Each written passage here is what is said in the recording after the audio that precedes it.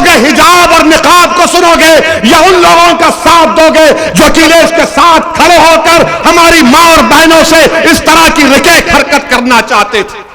तुम्हारे कान तो जिंदा है ना अभी, तुम्हारे कान में तो सच्चाई जा रही है। फैसला 7 तारीख को आपको करके बताना पड़ेगा।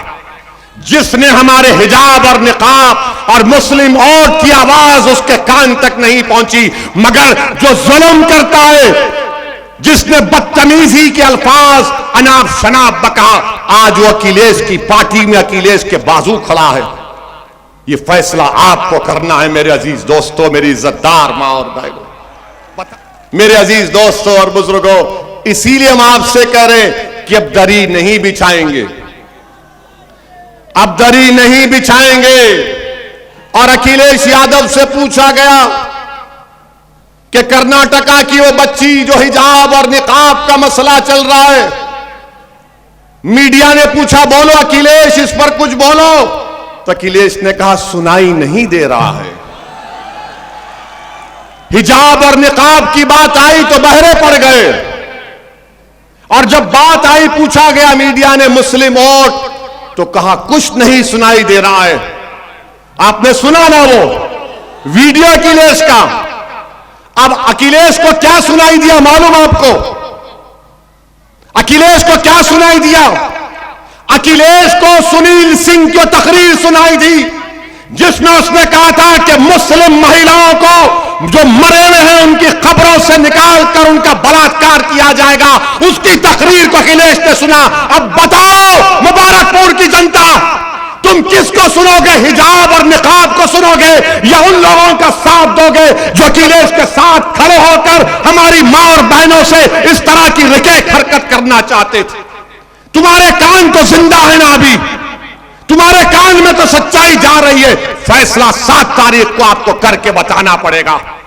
जिसने हमारे हिजाब और निकाब और मुस्लिम औरत की आवाज उसके कान तक नहीं पहुंची, मगर जो जुल्म करता है, जिसने बदतमीजी के अल्फाज अनाप शनाप बका, आज वो अखिलेश की पार्टी में अखिलेश के बाजू खड़ा है। ये फैसला आपको करना है मेरे अजीज दोस्तों, मेरी इज्जतदार मां और बहनों।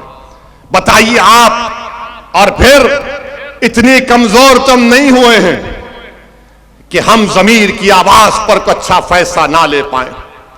मेरे अजीज दोस्तों और बुजुर्गों, मैं सलाम करता हूं कर्नाटका की उस बच्ची को। और आज भी हमने एक वीडियो देखा, वो बच्ची हिजाब पहनी हुई है, स्कूल को अंदर जा रही है, और 3 बलवाई उसको रोककर बहस कर रहे हैं कि हिजाब पहनकर क्यों जा रही है। मैं मुबारकपुर से उस बच्ची को सलाम करता हूं और अल्लाह से दुआ करता हूं कि अल्लाह तुम्हारे जज्बे को जिंदा रखे, तुम्हारी नस्लों में सुबह क़यामत तक वो जज्बा अल्लाह जिंदा और बरकरार रखे। और यहां पर हमारे ये जो हमारे मुखालिफिन हैं, उन्होंने बोला ओवैसी ने हिजाब और निकाब को उत्तर प्रदेश में क्यों लाया? हमने कहा कि फिर क्यों नहीं लाएंगे? बोले क्यों? बोला भारत के संविधान की धज्जियां उड़ाई जा रही हैं। जिस संविधान को अंबेडकर ने अपने खून पसीने से बहाया, उसकी धज्जियां उड़ाई जा रही। उस संविधान में आर्टिकल 29 है। आर्टिकल 29 कहता है कि जिस किसी का जो कल्चर है वो उसका फंडामेंटल राइट है। मेरा फंडामेंटल राइट है। सुप्रीम कोर्ट ने कहा कि कौन क्या पहनेगा, क्या खाएगा, वो फंडामेंटल राइट है, राइट टू चॉइस। मैं सर पे टोपी पहनता था, पहनता रहूंगा। मेरे चेहरे पे दाढ़ी है, दाढ़ी रहेगी। मेरी बेटी अगर हिजाब निकाब करना चाह रही तो पहनेगी, क्योंकि संविधान इजाजत दे रहा है। अगर कोई माइका लाल बोलेगा कि हिजाब निकाब नहीं पहन सकते, सर पे टोपी नहीं लगा सकते, दाढ़ी नहीं छोड़ सकते, अरे माइका लाल तुम होंगे, देश का बेटा हो और कोई किसी में ताकत नहीं है कि मेरी शनाख्त को खत्म कर सके। मेरी शनाख्त रहेगी। हमने कहा कि जब ओवैसी, हमने कहा कि जब मैं पार्लियामेंट में सर पे टोपी पहनकर जाता हूं तो क्या मुझे कोई रोक सकता है पार्लियामेंट में? मेरे अजीज दोस्तों और बुजुर्गों, ये फर्क है इनके 5 एमपी हैं, आपके 2 हैं, और 2 में से एक खड़ा हो जाता है तो बीजेपी के 300 एमपी खड़े होकर कोई बोलता बैठ जाओ, कोई बोलता खड़े हो जाओ, कोई बोलता क्या क्या बोलते हैं। मगर जब समाजवादी के लोग खड़े होते हैं वो बोलते अपना है बोलने दो, अपना है बोलने दो। मेरे भाई, जब हम 2019 जुलाई में 4थी मर्तबा एमपी बनकर गए, हर एमपी को ओथ लेना पड़ता, हल्फ लेना पड़ता। हमने अल्लाह के नाम पर, भारत के संविधान पर ओथ लिया। इम्तियाज जलील मेरे साथ थे तो हमने, इम्तियाज जलील बोले असद भाई खामोशी बहुत है। हम बोले ठहरो, अभी जैसा हमारा नाम पुकारा गया बीजेपी के 300 एमपी खड़े हो गए। इनको हम नजर आए तो ये मर्द होते, हमको देखकर ही नारे मारना शुरू कर दिए। क्या क्या नारे लगाए, बहरहाल बोल नहीं सकते, अनाप शनाप बहुत बका। हमने कहा ठीक है तुम पुकारो, हम हल्फ ले लिए। उसके बाद हमने कहा जय भीम, जय भीम, और कहा तकबीर, अल्लाह अकबर।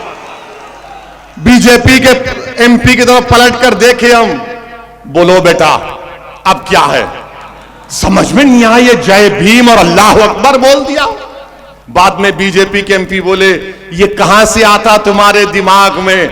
हमने कहा दिमाग में आने का नहीं, ये हमारी सोच है जय भीम, ये हमारी सोच है जय भीम, और हमारी आवाज है अल्लाह अकबर।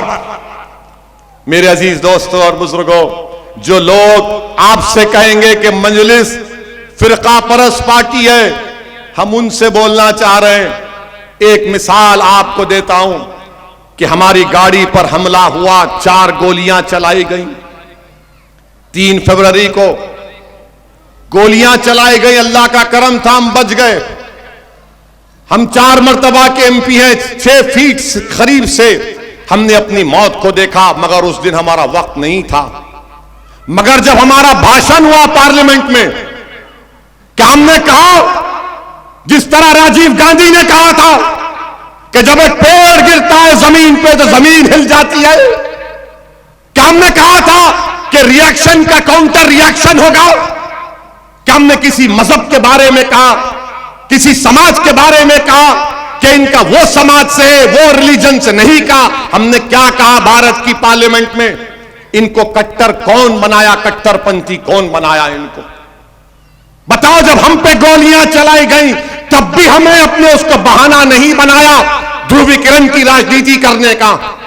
और हम तो कह चुके हमारे खानदान में, हमारे भाई बहन को, कि अगर हम मर भी जाते तो किसी के ऊपर आंच नहीं आनी चाहिए, क्योंकि हमारा वक्त तय हो चुका है इस दुनिया से जाने का। हमको डर नहीं है मौत से, याद रखिए, हम बिल्कुल डर नहीं है मौत से। डर इस बात का है कि जब जमीन में जाएंगे, जब हिसाब किताब होगा, पूछा जाएगा कि बताओ, जब मैदान होगा, हिसाब किताब होगा, उस दिन का डर है हमको। इस दिन के इन लोगों से नहीं डरते हम, इनके बाप से, इनके दादा से, इनकी आल औलाद से नहीं डरते हम। 4 गोलियां चला रहे, 1 लाख चला लो, अगर अल्लाह ने फैसला नहीं किया तो कुछ नहीं होगा। हम तूफानों में अपना चिराग जलाने का हुनर सीख चुके हैं।